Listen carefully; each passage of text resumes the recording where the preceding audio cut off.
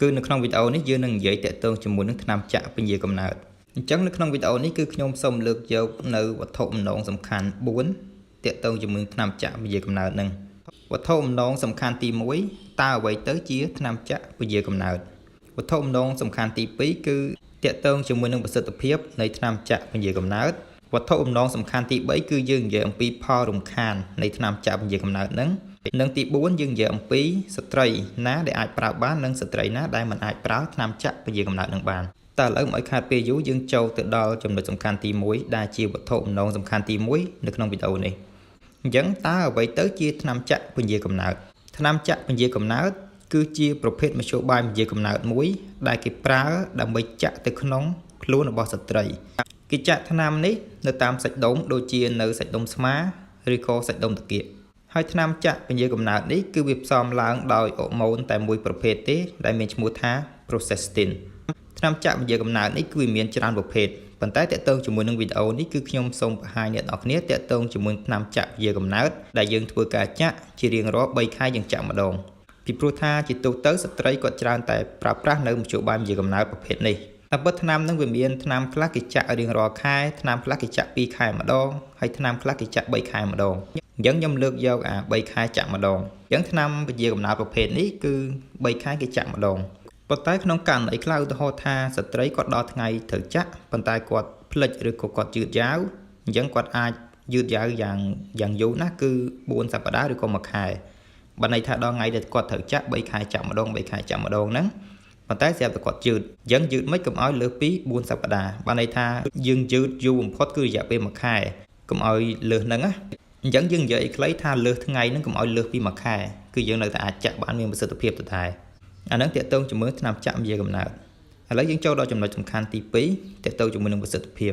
តើថ្នាំចាក់ពញាកំណើតហ្នឹងវាមានប្រសិទ្ធភាពដល់កម្រិតណាក្នុងការការពារមិនឲ្យមានកូនអញ្ចឹងបើយើងនិយាយអំពីប្រសិទ្ធភាពឲ្យតែយើងប្រើប្រាស់បានត្រឹមត្រូវតាមការណែនាំគឺប្រសិទ្ធភាពវាសឹងតែ 100% ដែលអាចការពារមិនឲ្យមានកូនយើងសួរថាពេលណាដែលស្ត្រីត្រូវចាប់ផ្ដើមប្រើនៅមធ្យោបាយពញាកំណើតប្រភេទចាក់ហ្នឹងអញ្ចឹងមធ្យោបាយពញាកំណើតប្រភេទចាក់នេះវាអត់ខុសពីមធ្យោបាយពញាកំណើតផ្សេងទៀតដូចជាថ្នាំលេបទេអញ្ចឹងគាត់អាចចាប់ផ្ដើមប្រើវានៅពេលដែលគាត់មករដូវឬក៏គាត់ទើបតែអស់រដូវភ្លាមឬក៏ពេលណាក៏បានដែរឲ្យតែគាត់ច្បាស់ថាគាត់មិនមានកូន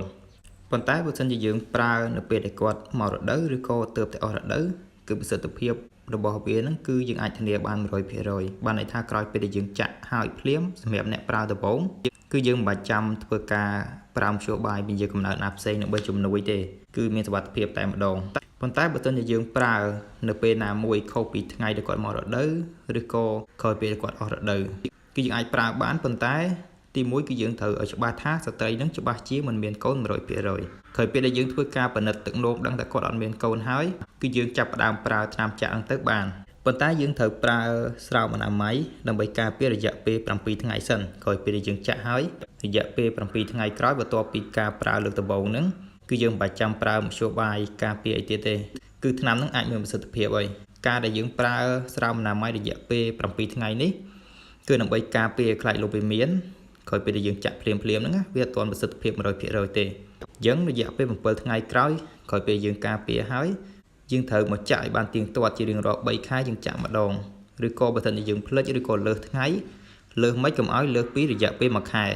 ហើយមានអ្នកខ្លះគាត់សួរថាចុះបើសិនជាគាត់ចង់បានកូនវិញហើយគាត់ឈប់ចាក់តើពេលណាដែលគាត់អាចមានកូនវិញតកតងជាមួយនឹងថ្នាំចាក់ពញាកំណើតនេះក្រោយពេលដែលគាត់ឈប់ប្រើឬក៏គាត់ឈប់ចាក់រយៈពេល4ខែក្រោយពេលគាត់ឈប់ប្រើគឺគាត់អាចមានកូនមកធម្មតាវិញហើយអាហ្នឹងឲ្យតោះឡើយហ្នឹងតកតងជាមួយនឹងប្រសិទ្ធភាពនឹងការដែលអាចមានកូនប៉ុន្តែតកតងជាមួយថ្នាំចាក់នេះគឺវាអាចការពារបានតែការមិនឲ្យមានកូនទេតកតងជាមួយនឹងជំងឺកាមរោគដូចជាជំងឺស្វាយជំងឺអេដគឺវាអាចការពារបានទេហើយតោះឡើយហ្នឹងតែវាមានប្រសិទ្ធភាពក្នុងការការពារមិនឲ្យមានកូនបានតែជំងឺកាមរោគគឺវាអត់អាចការពារបានទេបើសិនជាយើងចង់ការពារមិនឲ្យឆ្លងជំងឺកាមរោគតាមរយៈការរួមភេទនេះគឺយើងត្រូវប្រើប្រាស់នៅស្រោមអនាម័យទើបមានសុវត្ថិភាពការពារមិនឲ្យឆ្លងនៅជំងឺកាមរោគដូចជាជំងឺអេដឬក៏ជំងឺស្វាយបានឥឡូវយើងចូលដល់ចំណុចសំខាន់ទី3ទាក់ទងជាមួយនឹងផលរំខានតើថ្នាំចាក់ពញាកំណើតនេះមានផលរំខានអ្វីខ្លះជាទូទៅនៅពេលដែលយើងចាក់ដំបូងសម្រាប់អ្នកដែលគាត់មិនដែលប្រើសោះរយៈពេល3ខែដំបូងគឺវាមានធ្វើទុក ឬក៏ផលរំខានមួយចំនួនដូចជាធ្វើឲ្យគាត់នឹងធ្លាក់ឈាមមិនទៀងទាត់បានន័យថាគាត់ធ្លាក់ឈាមនេះមករដូវអញ្ចឹងមកតិចតិចតែមកច្រើនដងឬក៏ច្រើនថ្ងៃអញ្ចឹងទៅសម្រាប់ផលរំខានមួយទៀតនោះបើសិនជាគាត់ប្រើបានរយៈពេល1ឆ្នាំជួនកាលអ្នកខ្លះគាត់អត់មានឈាមរដូវទេបានន័យថាតាំងពីចាក់មកគឺអត់មានរដូវតែម្ដងប៉ុន្តែគាត់ធ្វើតេស្តទឹកនោមទៅគឺអត់មានកូនទេអានេះគឺជាផលរំខានរបស់វាហើយអ្នកខ្លះគឺមករដូវដែរប៉ុន្តែមកលក្ខណៈរង្វើពេលខ្លះដូចថា2ខែមកម្ដង3ខែមកម្ដងវាអត់ទៀងទាត់វាអត់មករាល់ខែអានឹងតើទៅជាមួយនឹងផលរំខានវាប៉ុន្តែវាមិនមែនថាគ្រប់ស្ត្រីទាំងអស់ទេគឺវាដោយបុគ្គលដែរហើយមួយទៀតវាធ្វើឲ្យធ្លាក់ឈាមរដូវហ្នឹងមិនទៀងទាត់ដូចគ្នាអញ្ចឹងវាមិនខុសពីរដូវរង្វើនឹងទេអានឹងតើទៅជាមួយនឹងផលរំខានវាមានប៉ុណ្ណឹងប៉ុន្តែវាមិនមែនថាមានគ្រប់ស្ត្រីទេអានេះគេនិយាយតើទៅជាមួយនឹងភាគច្រើនដែលស្ត្រីគាត់ប្រើភាគច្រើនគឺជួបផលរំខានទាំងអស់ហ្នឹងឥឡូវយើងចូលដល់ចំណុចសំខាន់ទី4តាក់ទងជាមួយនឹងស្ត្រីណាខ្លះដែលអាចប្រើបាននិងស្ត្រីណាខ្លះដែលមិនអាចប្រើមធ្យោបាយពន្យាកំណើតប្រភេទចាក់នេះបានបើយើងនិយាយអំពីស្ត្រីវិញសឹងតែស្ត្រីទាំងអស់សឹងតែគ្រប់ស្ត្រីគឺអាចប្រើនៅមធ្យោបាយពន្យាកំណើតប្រភេទចាក់នេះបានទាំងអស់សំខាន់ឲ្យតែគាត់ច្បាស់ថាគាត់មិនមានផ្ទៃពោះមុនពេលដែលគាត់ជ្រើសរើសនៅមធ្យោបាយពន្យាកំណើតប្រភេទនេះហើយមានអ្នកខ្លះគាត់សួរថាចុះបើសិនជាគាត់ទើបតែសម្រាលកូនហើយគាត់អាចប្រើថ្នាំចាក់ពន្យាកំណើតនេះបានដែរឬទេតាក់ទងជាមួយនឹងស្ត្រីទើបតែសម្រាលកូនហើយវាមានបែងចែកជាពីរទី1តើគាត់បំបើកដោះកូនដែរឬទេការបំបើកដោះកូនហ្នឹងគឺបំបើកដោះកូនសុទ្ធបានន័យថាអត់មានលាយជាមួយទឹកដោះគោទេក្រោយពេលដែលគាត់សម្រាលកូនហើយគាត់បំបើកកូនតែទឹកដោះម្ដាយតែមួយគត់អញ្ចឹងក្នុងករណីហ្នឹងគឺគាត់ត្រូវរងចាំរហូតដល់6ខែក្រោយពេលដែលគាត់សម្រាលហ្នឹង